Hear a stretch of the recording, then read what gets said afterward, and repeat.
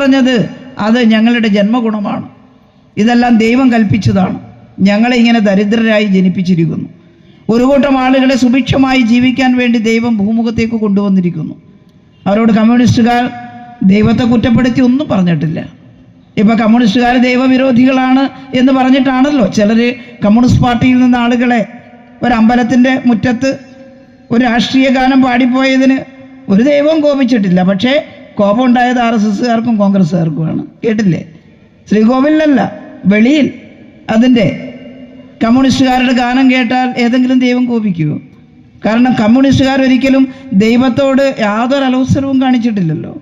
മാർക്സും എംഗൽസും പറഞ്ഞത് വെറുതെ ദൈവത്തെ കുറ്റം പറയണ്ട, ഇതൊന്നും ദൈവത്തിൻ്റെ വാക്കല്ല, തീരുമാനമല്ല. ഈ ഭൂമിയിലെ മനുഷ്യർ 2 വർഗങ്ങളായി വേർതിരിഞ്ഞിരിക്കുന്നു. 2 വർഗങ്ങളായി.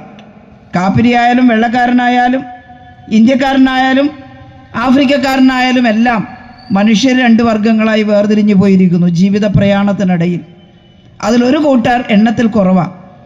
അവർ മറ്റുള്ളവരെ എല്ലാം ചൂഷണം ചെയ്ത് അവരെല്ലാം അനുഭവിക്കേണ്ടുന്ന സമ്പത്താകെ പിടിച്ചെടുത്ത് വലിയ മുതലാളിമാരായിട്ട് മാറുന്നു. അവരുടെ കയ്യിലാണ് എല്ലാ അധികാരവും.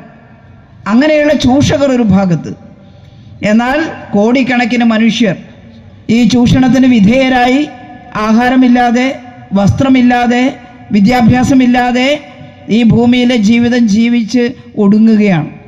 അവർക്കൊരിക്കൽ പോലും സന്തോഷിക്കാൻ പറ്റുന്നില്ല. അവർക്കൊരിക്കൽ പോലും വയറു നിറയെ ആഹാരം കഴിക്കാൻ സാധിക്കുന്നില്ല.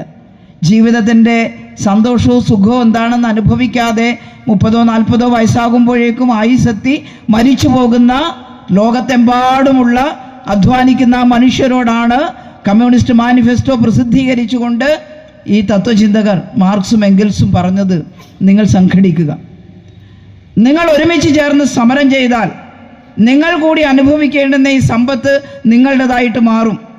നിങ്ങൾക്ക് ഈ പറഞ്ഞതെല്ലാം ഭൂമിയിൽ കിട്ടും, ഭക്ഷണവും വിദ്യാഭ്യാസവും എല്ലാം. പക്ഷെ ആടുമാടുകളെ പോലെ സഹിച്ചൊടുങ്ങിയാൽ നിങ്ങൾക്കും കിട്ടില്ല, അടുത്ത തലമുറയ്ക്കും കിട്ടില്ല.